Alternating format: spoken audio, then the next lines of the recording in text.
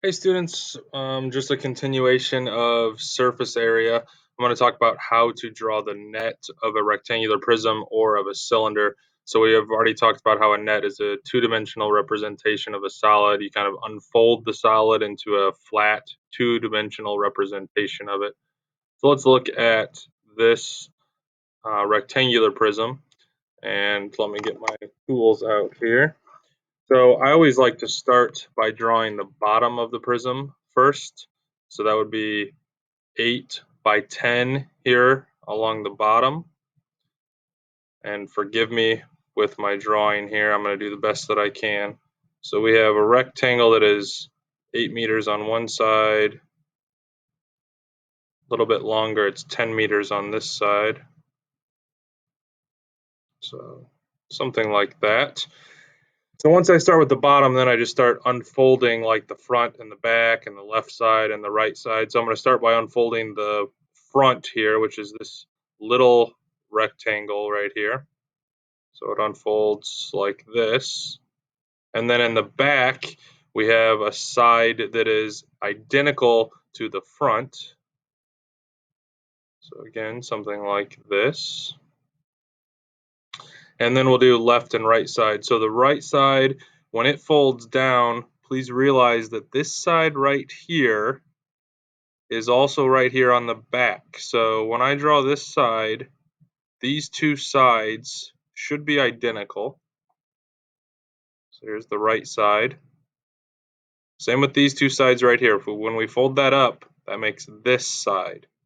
And then on the left, we have the exact same thing happen. These two sides are identical. And these two sides are identical. Now, only thing we're missing is the top. Right now we only have 5 faces. A rectangular prism has 6 faces.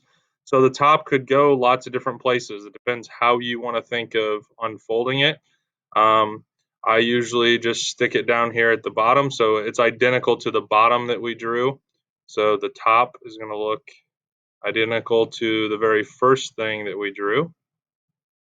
Depending on how you picture unfolding this thing, it could go lots of different places. And then we just need to label the length, the width, and the height. So again, I like to go back to the bottom. Right here's the bottom. Let me label these. Here's the bottom. This is the top. This was the front. And this was the back. This was left side. This was right side.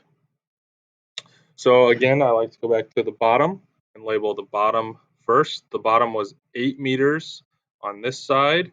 Instead of putting it right here in the middle, I need to realize all of these lengths right here are identical. So I'm going to put the 8 meters down here at the bottom. That tells me this and this and this and this and this are all 8 meters. The other side of the bottom was 10 meters. So this side right here was 10 meters, which matches up with this side and this side and this side. So I'm going to put it over here, but that signals that all of these are 10 meters, including this side right here and this side right here.